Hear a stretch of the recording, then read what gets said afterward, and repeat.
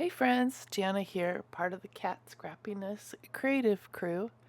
And today we're going to do an additional video for the Getting More Out of Your Stamps and Die series. And today we're going to tackle what do you do if you just don't have a paper that matches the stamps that you want to use? Well, you make one. So today we're going to use some of the smaller stamps out of the Coffee Quokka set to make this adorable background and a super quick card.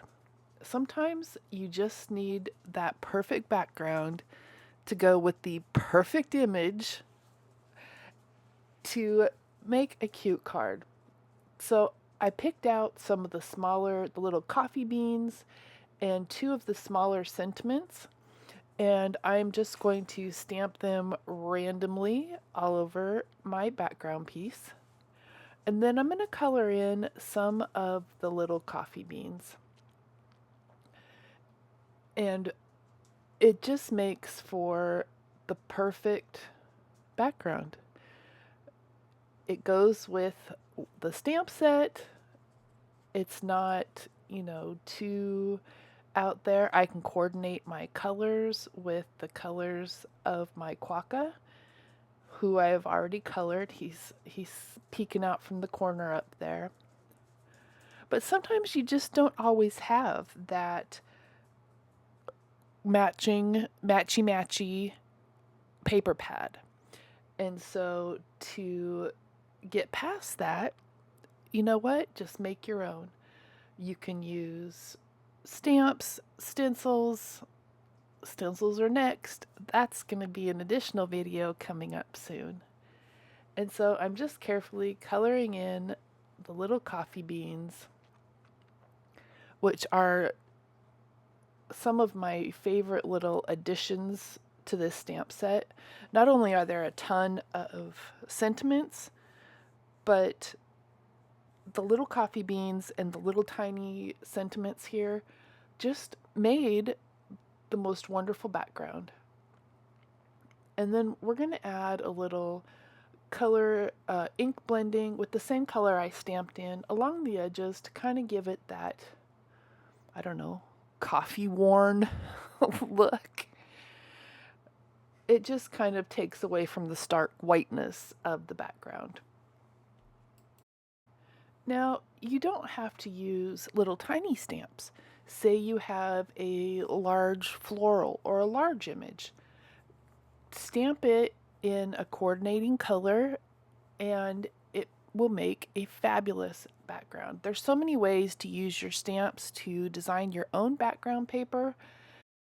In addition to the ink blending, you could also add more texture or color to your background paper by using sprays or paste or, so many other options, some splatter, some watercolor, some smushing, but that'll give you just a little other dimension on top of the stamps that we've already done.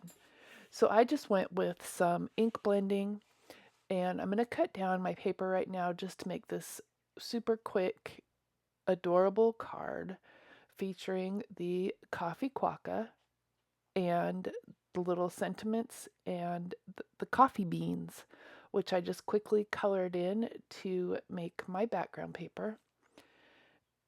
But I think it's the perfect addition when you just don't have the paper that you want exactly. So, you know what? Just make your own.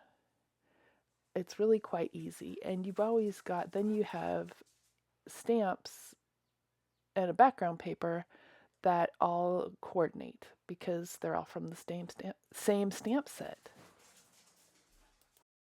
Now I know this tutorial was rather quick, but I really hope that it just sparks some creativity as to how you can use your stamps to create some magnificent backgrounds that ultimately coordinate so perfectly with your stamp set that you're using that you won't even miss not having the coordinating pattern paper.